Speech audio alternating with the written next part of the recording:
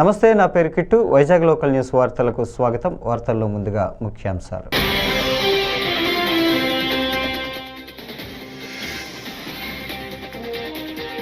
గుంటూరులో ఆచార్య ఎన్జీ రంగా 125వ జయంతి వేడుకలు.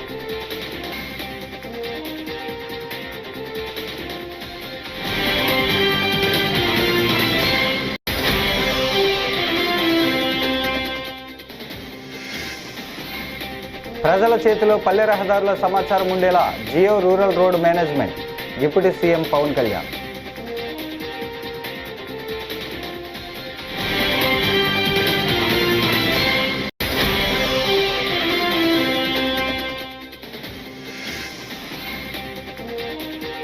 ఏసీఏ లేకపోతే ఈ స్థాయిలో ఉండేదాన్ని కాదు, క్రికెటర్ శ్రీచరణ్.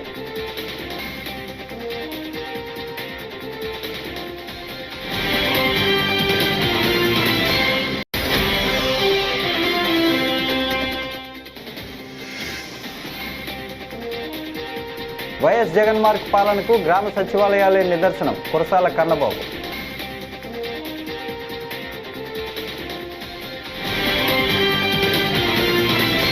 ఇక డీటెయిల్స్ చూస్తే, రాష్ట్రంలో ఏ ఒక్క రైతు అధైర్యపడద్దు, ఆత్మహత్యలు చేసుకోవద్దని ముఖ్యమంత్రి చంద్రబాబు విజ్ఞప్తి చేశారు. ఆచార్య ఎన్జీ రంగా 125వ జయంతి ఉత్సవాల్లో సీఎం ముఖ్య అతిథిగా పాల్గొన్నారు. రైతును ఆదుకునేందుకు అత్యధిక ప్రాధాన్యం ఇస్తున్నాం. మొన్నటి తుఫాన్లో నష్టపోయిన రైతులను ఆదుకున్నాం. మేము వచ్చాక పంటల బీమా చెల్లించి రైతులకు అండగా నిలిచాం. పంటలకు గిట్టుబాటు ధర వచ్చేలా చర్యలు తీసుకున్నాం అని సీఎం చంద్రబాబు అన్నారు.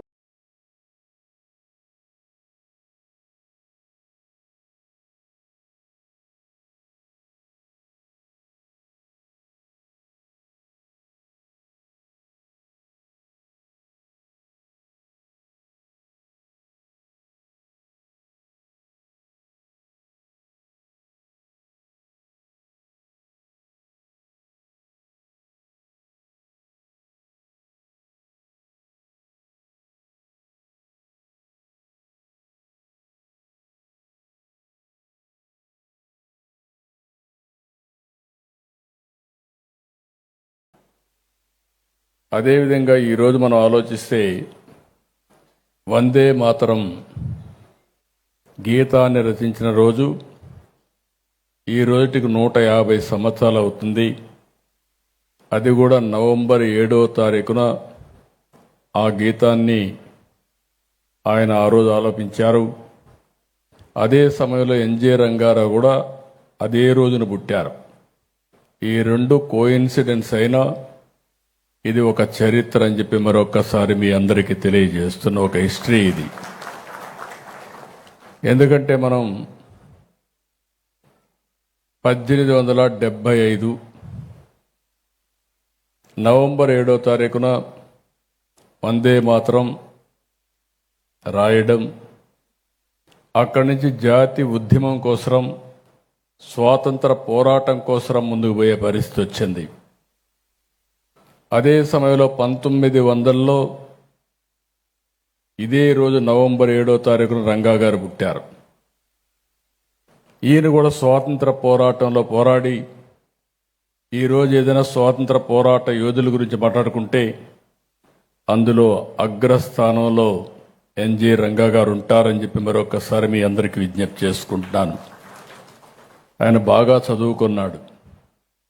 ఆంధ్ర క్రిస్టియన్ కాలేజ్ దగ్గర నుంచి ఆక్స్ఫోర్డ్ వరకు చదువుకున్నారు.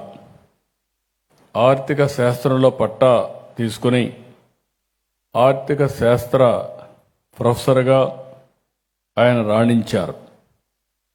కానీ ఆ రోజు ఉద్యోగం చేయాలంటే బ్రహ్మాండంగా చేసుకుండొచ్చు, కానీ గాంధీజీ పిలుపు అందుకుని ఆయన స్ఫూర్తిగా తీసుకుని 1929 సంవత్సరాల్లో సహాయ నిరాకరణ ఉద్యమంలో అడుగుపెట్టాడు.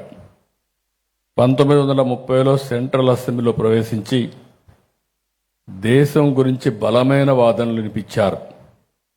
సైమన్ కమిషన్కు వ్యతిరేకంగా పోరాడారు.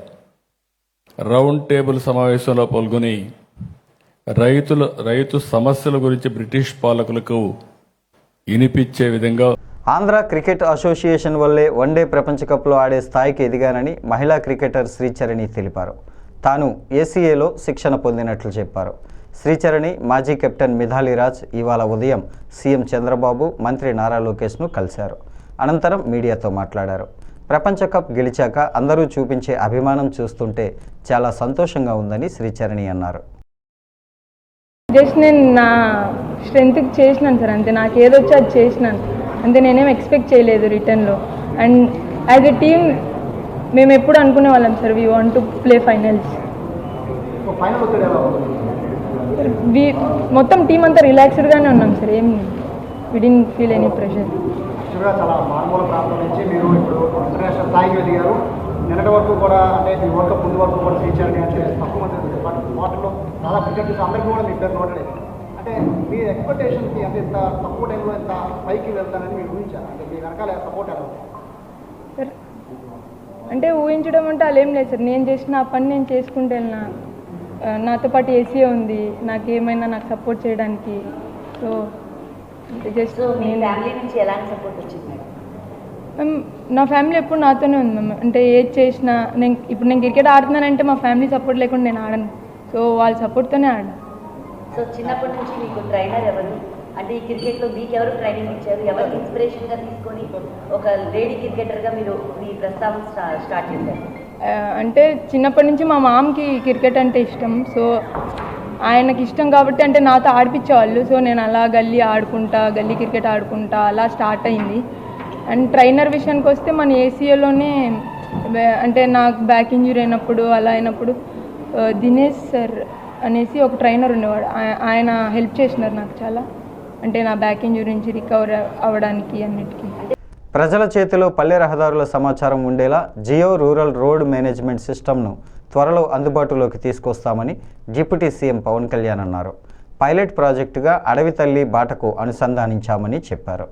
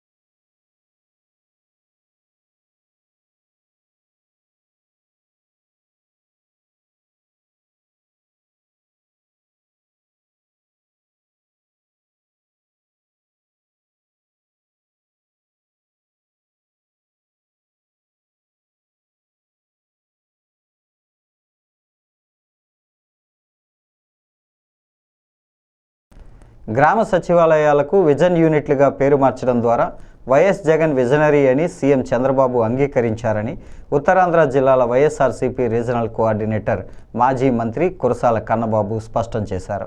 కాకినాడలోని తన క్యాంప్ కార్యాలయంలో ఆయన మీడియాతో మాట్లాడుతూ గాంధీజీ కలలు కన్న గ్రామ స్వరాజ్యం సాకారం చేసేలా వైఎస్ జగన్ తీసుకొచ్చిన గ్రామ సచివాలయాలు జగన్ మార్కు పాలనకు నిదర్శనంగా నిలిచాయని అన్నారు.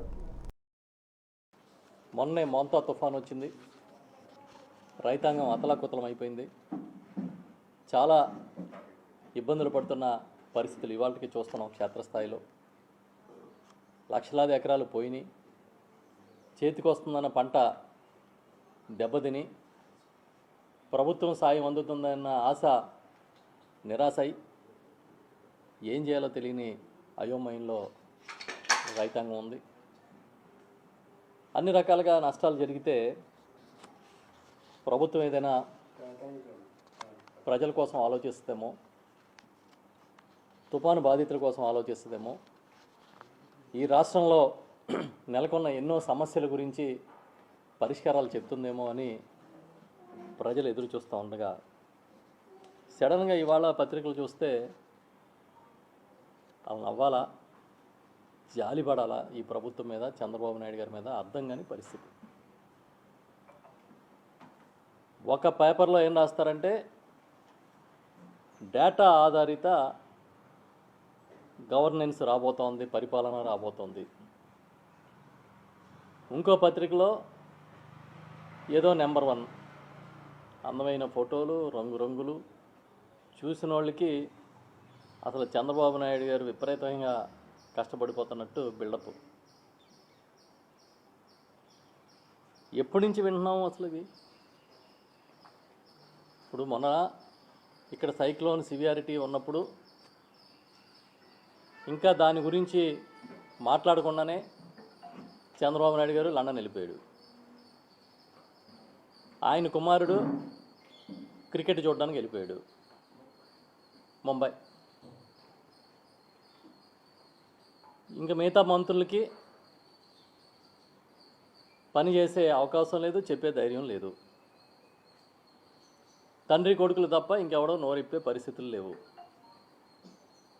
కాశీబొగ్గలో దేవాలయంలో తొక్కిసలాట జరిగి 9 మంది చనిపోయి ఒక 20 మంది పైగా గాయపడితే ఏం చేస్తారా అంటే మా నాన్న వచ్చాక ఆలోచిస్తామని లోకేష్ గారు చెప్తాడు. లండన్ నుంచి మా నాన్నగారు వచ్చాక అప్పుడు ఈ టెంపుల్స్ నిర్వహణకి ఏం చేయాలో ఆలోచిస్తూ ఉంటాడు ఆయన. మరి మోంతా తుఫాను బాధితులు ఏంటి అని అంటే ఎవడన్నా పొలంలో ఎక్కడ పోయిందో చూసి రాస్తారు. కానీ ఈ లేటెస్ట్ ఏంటంటే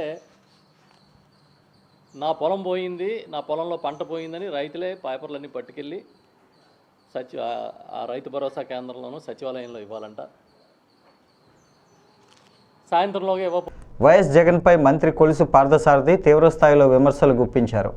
జగన్ ప్రభుత్వ హయాంలో క్రెడిట్ చోరీ తప్ప ఆయన చేసిందేమీ లేదంటూ ఎద్దేవా చేశారు. ఆయన పాలనంతా దోపిడీ విధ్వంసమే ధ్యేయంగా సాగిందన్నారు. శుక్రవారం నాడు మీడియాతో మాట్లాడిన మంత్రి పార్థసారథి జగన్ను ఉద్దేశించి ఈ సంచలన వ్యాఖ్యలు చేశారు.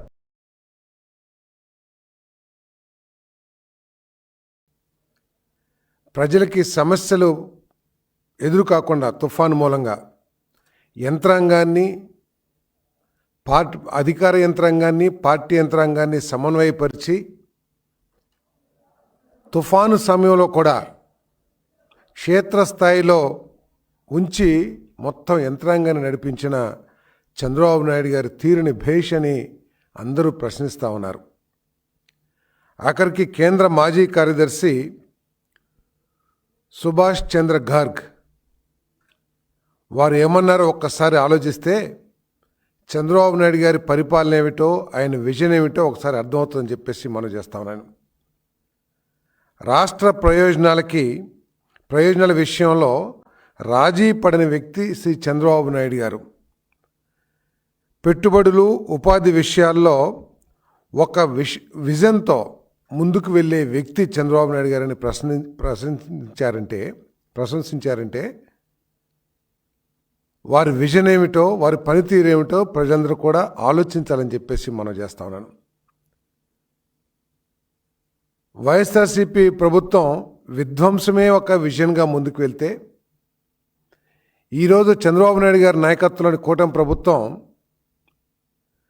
రాష్ట్ర భవిష్యత్తు, ఉద్యోగాల కల్పన, అభివృద్ధి విజన్గా ముందుకెళ్తుందని చెప్పేసి నేను ఈ సందర్భంగా తెలియజేస్తా ఉన్నాను.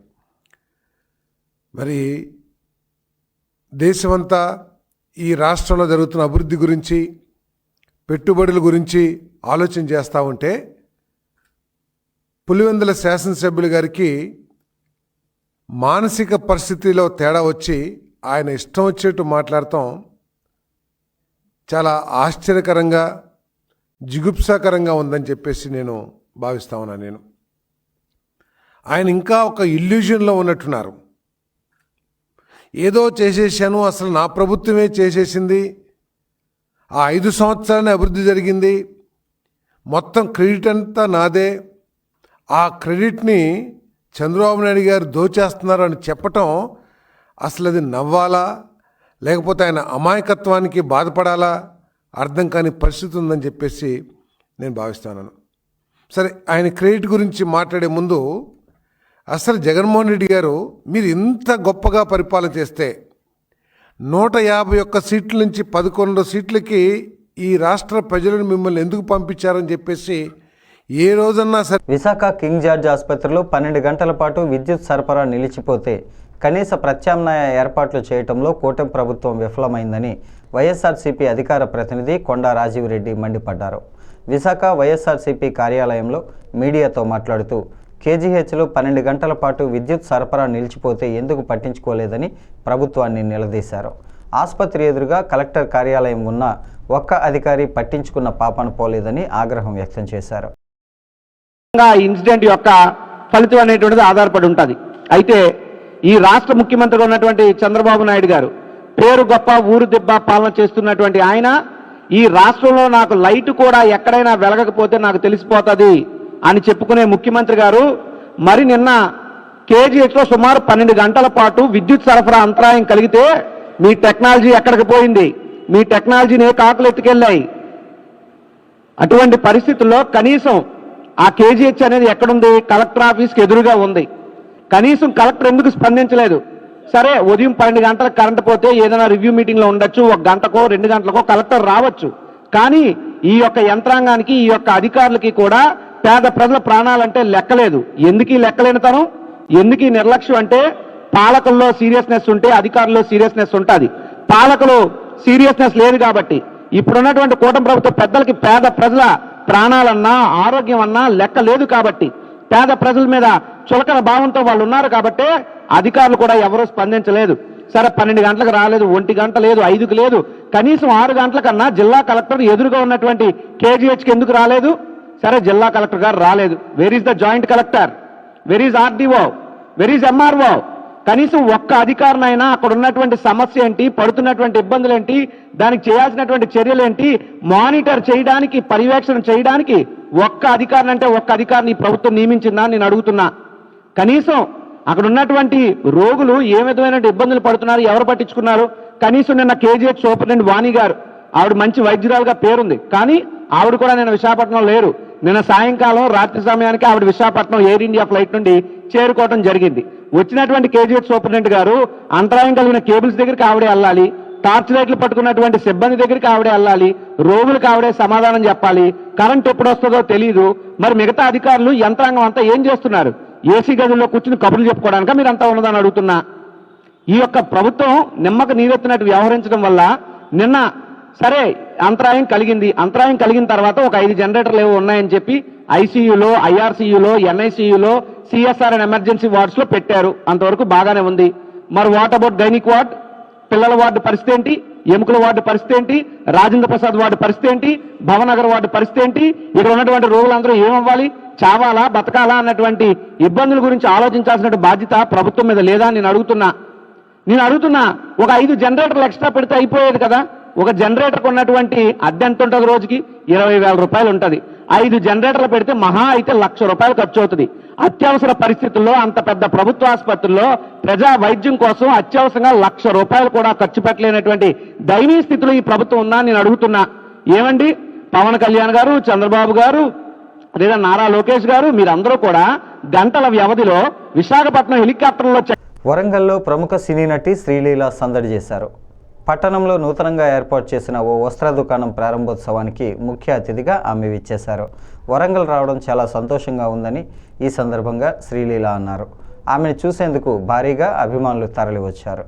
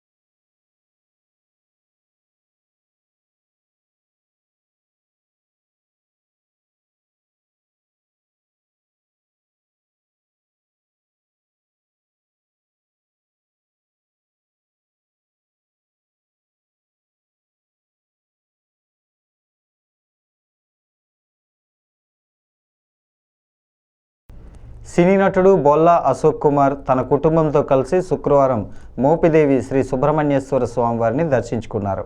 ఆలయ అర్చకులు వారికి ఘనస్వాగతం పలికి నాగపుట్టలో పాలుపోసి మొక్కులు చెల్లించుకునేలా ఏర్పాట్లు చేశారు. అనంతరం ఆలయ ఈవో దాసరి శ్రీరామ వరప్రసాదరావు స్వామివారి చిత్రపటాన్ని అందించి అశోక్ కుమార్ దంపతులను సత్కరించారు.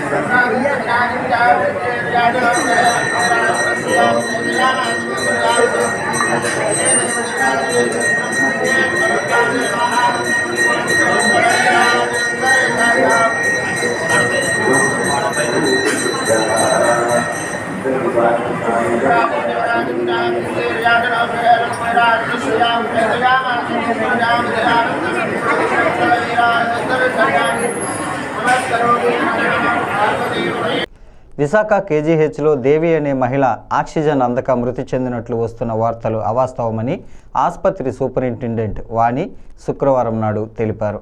నవంబర్ 6న అనారోగ్యంతో ఆమె కేజీహెచ్లో చేరారని, పరీక్షల్లో ఆమె ఆల్కహాల్కు బానిసైనట్టు లివర్ సమస్య గుర్తించామని తెలిపారు. ఆరోగ్యం నిలకడగా ఉండటంతో జనరల్ వార్డుకు మార్చామని, గురువారం రాత్రి ఆరోగ్యం సహకరించక మృతి చెందినట్లు వెల్లడించారు. Good morning. నేను డాక్టర్ వాణి, సూపరింట్ కింగ్ జార్జ్ హాస్పిటల్ విశాఖపట్నం. అయితే మీడియా కథనాల్లో వస్తున్న కేసు గురించి చెప్పాలని అనుకుంటున్నాను. ఈ లేడీ బి దేవి, ఈవిడ అడ్రస్ తుమ్మకొండ, హైదరాబాద్, తెలంగాణ అని మనకి ఇచ్చున్నారు. వీళ్ళు 6వ తారీఖు తెల్లవారుజామున 2:45 గంటలకు ఇక్కడ రావడం జరిగింది కేజీహెచ్కి. అక్కడ డ్యూటీ డాక్టర్ గారు చూసి తర్వాత అక్యూట్ మెడికల్ కేర్ యూనిట్కి రాజేంద్ర ప్రసాద్ వార్డుకి షిఫ్ట్ చేయడం జరిగింది. అక్కడ ప్రిలిమినరీగా అంతా టెస్టులు అన్నీ అంత క్లినికల్ ఎగ్జామినేషన్ అంతా చేసిన తర్వాత వార్డుకి షిఫ్ట్ చేశారు. అయితే ఈవిడ కంప్లైంట్లు 3 రోజులు మట్టి జ్వరంగా ఉండడం, కాకుండా ఒళ్ళు నొప్పులు, కొంత వామిటింగ్ సెన్సేషను, ఇలాంటి కంప్లైంట్స్ జాయిన్ అయ్యారు. మన హిస్టరీ తీసుకున్నప్పుడు అర్థమైంది ఏంటంటే ఈవిడ ఆల్కహాల్కి ఎడిక్ట్ అయి ఉన్నారు అని హిస్టరీలో ప్రకారం అర్థమైంది. అయితే ఈవిడికి ఆక్సిజన్ బాగుంది, ఆల్మోస్ట్ రూమ్మేట్తో 93% ఉంది. మిగిలిన అంటే కొంత పల్స్ ఎక్కువగా ఉంది తప్ప బీపీ అన్నీ బాగానే ఉన్నాయి. ఇవన్నీ స్టేబుల్గానే ఉన్నాయి. ఉండేటప్పటికీ ఆవిడకి మామూలుగా జనరల్ వార్డులో పంపించారు. ఆ తర్వాత నిన్న మధ్యాహ్నానికి కొంత ఇన్వెస్టిగేషన్స్ చేశారు. ఆ ఇన్వెస్టిగేషన్ రిపోర్ట్ల ప్రకారం లివర్ ఫంక్షన్ టెస్టులు డీరేంజ్ అయ్యాయి. అంటే బిలిరూబిన్ అంటాము, అది 6 mg/% ఉంది. అది <1 ఉండి ఉండాలి ఎవరికైనా. సో కాకుండా లివర్ ఎంజైమ్స్ కూడా ఎలివేట్ అయ్యాయి. సో దాన్ని బట్టి ఈవిడికి ఆల్కహాల్ ద్వారా లివర్ ఫెయిల్యూర్ కొంచెం సెటిల్ అయిందని అర్థమవుతుంది. దీంతో పాటు కొంచెం ఫీవర్ కూడా ఇంకేదైనా కారణాలు ఉన్నాయేమో కూడా ఆ ఇన్వెస్టిగేషన్స్ కూడా పంపించున్నారు. ఇది కాకుండా లివర్లో, గాల్ బ్లాడర్లో స్టోన్స్ ఉన్నాయని కూడా అల్ట్రాసౌండ్ రిపోర్ట్లో వచ్చింది. ఈ ఫీవర్ రావడానికి రకరకాల కారణాలు ఉండుండొచ్చు ఈవిడకి. ఆ కారణాలకి మనం కొన్ని టెస్టులు పంపించున్నాం, రిపోర్ట్స్ రావాలి. అయితే నిన్న మధ్యాహ్నం వరకు కూడా బాగానే ఉంది ఆవిడ. నేను రాత్రి వరకు కూడా బాగానే ఉంది. ఆక్సిజన్ సపోర్ట్ అవసరం లేదు ఆవిడకి. అయితే రాత్రి అక్కడ డ్యూటీ పీజీకి ఈవిడ రెస్పాండ్ అవ్వట్లేదు అన్న కాల్తో ఆవిడ వచ్చి చూశారు. అప్పటికే ఆవిడ కొంచెం బాగులేరు. వెంటనే సిపిఆర్ అది స్టార్ట్ చేశారు. సిపిఆర్ స్టార్ట్ చేసినప్పటికీ ఆవిడ బతికించలేకపోయారు. ఇది ఓవరాల్ జిస్ట్. ఇక్కడ ఎక్కడా కూడా ఆవిడకి ఆక్సిజన్ అందలేక చనిపోవడం అనేది లేదు. ఆవిడకు ఆక్సిజన్ ఎప్పుడు కూడా 93%, 95%, 97% రూమ్మేట్తోనే ఉంది కాబట్టి ఆవిడకు ఆక్సిజన్ బయట నుంచి ఇవ్వాల్సిన పరిస్థితి ఎక్కడ కూడా ఈ పర్టికులర్ కేసులో లేదు. ఈవిడ 6వ తారీఖు తెల్లవారుజాము 2:45కి అడ్మిట్ అయ్యి నిన్న రాత్రి 11:10కి ఆల్మోస్ట్గా చనిపోవడం జరిగింది. అంటే లెస్ దెన్ 24 అవర్స్ మన హాస్పిటల్లో ఈ పేషెంట్ వాళ్ళు ఉన్నారు. ఇది ఏంటంటే యూనిట్ 3 మెడిసిన్లో జాయిన్ అయింది. ఇన్ఛార్జ్ ప్రొఫెసర్ గారు ఉన్నారు. నేను రాత్రి డ్యూటీ చేసిన అసిస్టెంట్ ప్రొఫెసర్ గారు ఉన్నారు. వారి దగ్గర నుంచి కూడా కొంచెం అడగండి. ఎక్కడ కూడా కరెంట్ పోవడానికి వాస్తవం చర్యలు తీసుకున్నాం. దాని ఇక్కడ ఎక్కడా కూడా కరెంటు లేకపోవడానికి ఆక్సిజన్ అందకపోవడానికి అసలు సంబంధం లేదు. నిన్న కింగ్ జార్జ్ హాస్పిటల్లో కొంత అంతరాయం జరిగిన మాట కరెక్టే. పవర్ లేదు. ఆల్మోస్ట్ ఒక 8 నుంచి 10 గంటల వరకు పవర్ సప్లై లేదు. కానీ కొంత విభాగాలకి లేదు. అయినప్పటికీ ఏ ఎమర్జెన్సీకి కూడా లోటు లేకుండా జనరేటర్ సహాయంతో ప్రతి ఎమర్జెన్సీ వార్డుకి పవర్ ఉంది. అన్ని సదుపాయాలు శుభ్రంగానే జరిగాయి నిన్నటి వరకు. ఇక్కడ ఆక్సిజన్ లేకపోవడం వల్ల చనిపోయింది అనేది అది వాస్తవం కాదు. ఎందుకంటే ఆవిడకి బయట నుంచి ఆక్సిజన్ పెట్టాల్సిన అవసరం కూడా లేదు. అది కాకుండా పవర్ కట్కి ఆక్సిజన్ సప్లైకి సంబంధం. ఈ రెండు వేరు వేరు విషయాలు. గుడ్ మార్నింగ్ అండి. So this patient is 45-year-old female. 45 సంవత్సరాల ఫీమేల్ దేవి అనే పేషెంట్ 6వ తారీఖు సూపరింటెండెంట్ గారు చెప్పినట్టు 2:45 తెల్లారుజామున అడ్మిట్ అయ్యారు. అడ్మిట్ అయినప్పుడు జ్వరము, ఒళ్ళు నొప్పులు. బులెటిన్ ముగించే ముందు హెడ్లైన్స్ మరోసారి.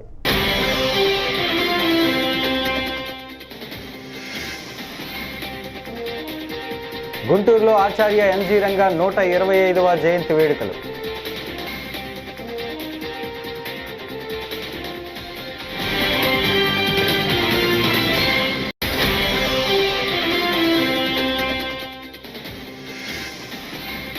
ప్రజల చేతిలో పల్లె రహదారుల సమాచారం ఉండేలా geo rural road management. Deputy CM Pawan Kalyan.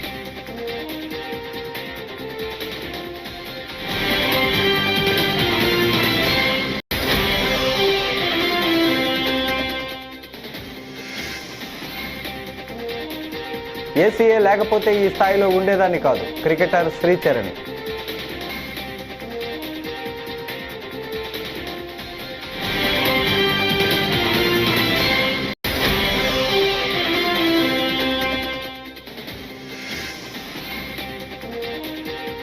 YS జగన్మార్గ్ పాలనకు గ్రామ సచివాలయాలే నిదర్శనం కురసాల కన్నబాబు.